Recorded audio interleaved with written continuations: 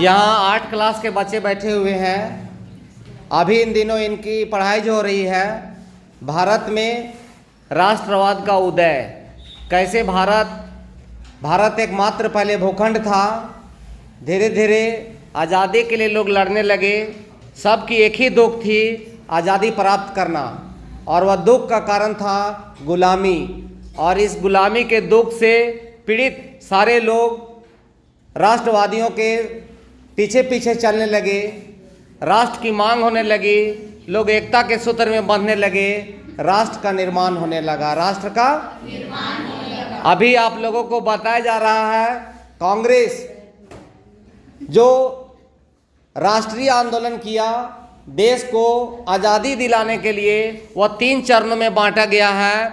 मतलब कांग्रेस का प्रथम चरण, कांग्रेस का द्वितीय चरण और कांग्रेस का तृतीय चरण। आंदोलन का ये चरण है, आंदोलन का चरण है। कल मैंने आपको बताया था कि कांग्रेस का प्रथम चरण 1885 से लेकर 1905 तक।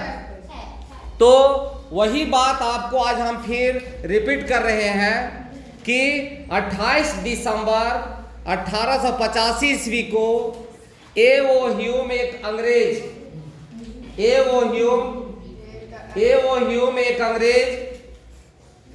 72 पत्रकारों के साथ में बंबई में एक स्कूल है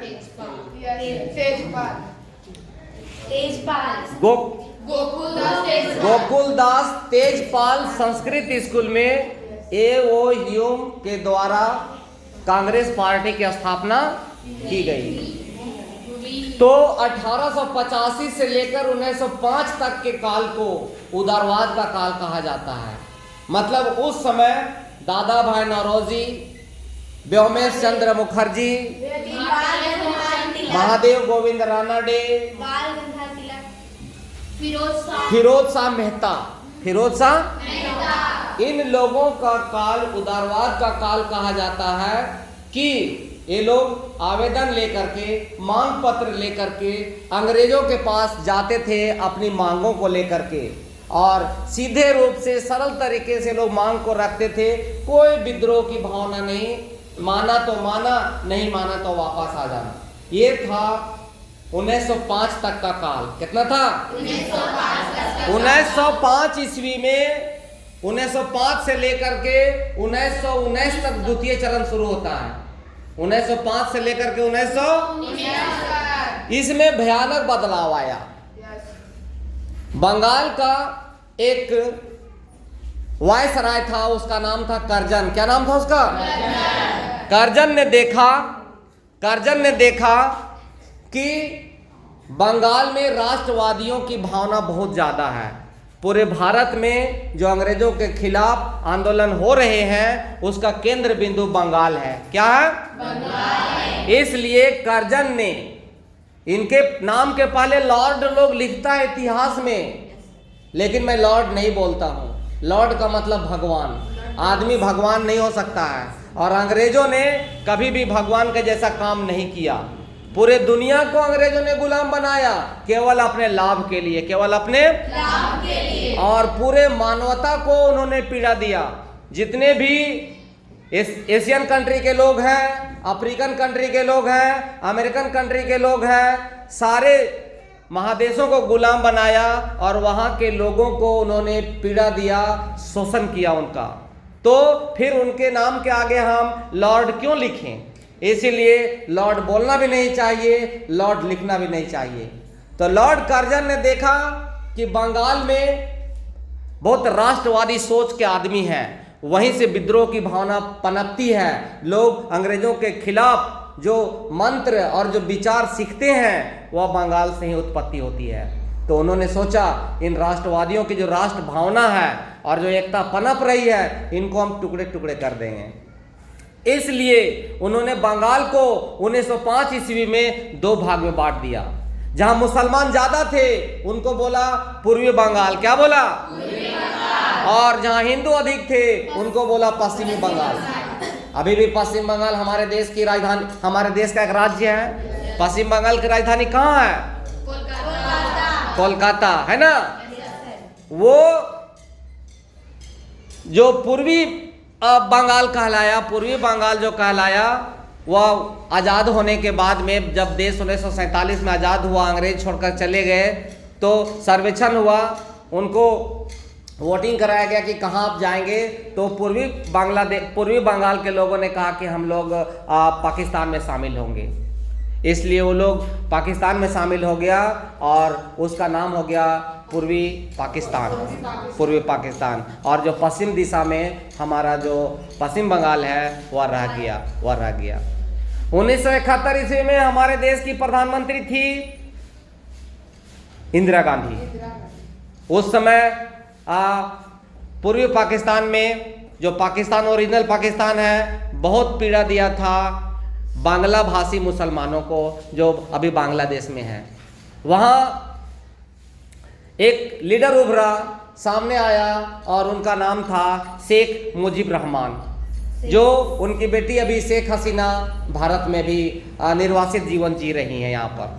वहाँ के लोगों ने, वहाँ के चरमपंथी लोगों ने शेख हसीना को बांग्लादेश से भगा दिया। तो इंदिरा गांधी 1971 ईस्वी में सेना भेजी बांग्लादेश।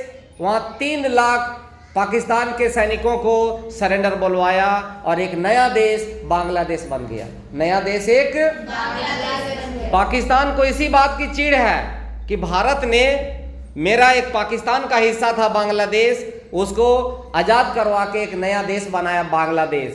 इसलिए हम कश्मीर को नहीं छोड़ेंगे, कश्मीर को हम नहीं छोड़ेंगे। यही कश्मीर के साथ वह लगा हुआ रहता है हमेशा।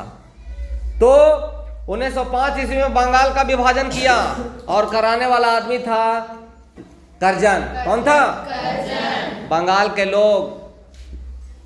के लोगों को सोचा था करजन, इनकी भावना को हम तोड़ेंगे, एकता को इनको हम नष्ट करेंगे। लेकिन और ज़्यादा एकता बढ़ गई उनकी। हिंदू मुसलमान दोनों एक दूसरे के हाथ में राखी बांधा, वंदे मातरम का गीत गाया और बोला कि हम अलग नहीं हैं। 1905 ईस्वी के बाद और ज़्यादा राष्ट्रीय भावना बढ़ गई बांग्लादेश में, मतलब पश्चिम बंगाल और पूर्वी बंगाल में।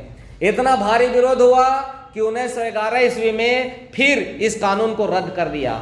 और रद्द करने वाला आदमी नाम था उसका हार्डिंग द्वितीय उस समय वायसराय था। उसी ने आदेश निकाला। हालांकि वो जॉर्ज पंचम, जो इंग्लैंड का सम्राट है, वो आया था और आदेश दिया था कि इनके भारी विरोध के बाद अब जो विलय कराया जाए, बंटवारा नहीं होगा। तो 1911 ईस्वी में पश्चिम बंगाल और पूर्वी बंगाल को एक कर दिया गया। लेकिन मुसलमानों के लिए एक नया राजनीतिक संगठन खड़ा कर दिया गया 1905 ईस्वी में। 1905 या 6 में उसका नाम था मुस्लिम लीग। क्या नाम था? सारा मुसलमान उसी पार्टी के अंदर आ गया। उसके पार्टी के नेता लोग जो बोलने लगा वही काम करने लगा। यही मुस्लिम लीग धीरे धीरे मांग करने लगा कि मुसलमानों का एक अलग देश होना चाहिए, मुसलमानों का। तो अंग्रेजों का काम था फूट डालो और शासन करो, फूट डालो और मुस्लिम लीग शायद 1906 ईस्वी में इसकी स्थापना की गई थी और अंग्रेज सफल हो गया।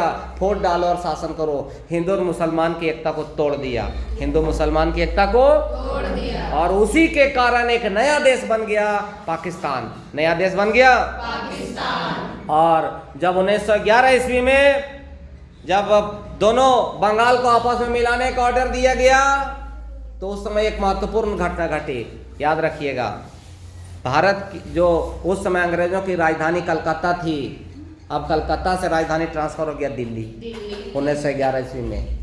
1900 उस समय तक 1910 तक यह राजधानी था, अंग्रेजों की राजधानी थी कलकत्ता। कहाँ थी? कलकत्ता। अब 11 ईस्वी से यह राजधानी चली गई दिल्ली। कहाँ चली गई? दिल्ली।